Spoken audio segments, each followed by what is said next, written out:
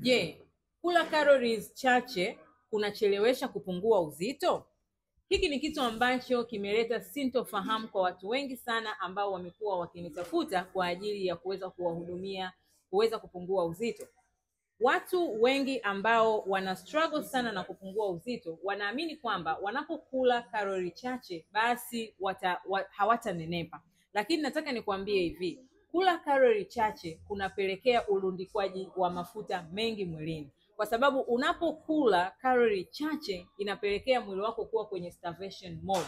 Yaani mwili wako unakuwa unahisi njaa. Mwili unahitaji energy ya kutosha ili uweze kufanya kazi kama ambavyo Mungu amepangilia. Kwa hiyo ulaji wa kalori chache huchelewesha kupungua uzito. Kama wewe una struggle sana na kupungua uzito, karibu tuongee niweze kukupangia mpangilio maalum wa kusaidia kuweza kupungua uzito, kwani nimewasaidia watu wengi sana ndani ya siku 7-14 wameweza kupunguza kilo 7 mpaka kilo 10. Karibu tuweze kuongea.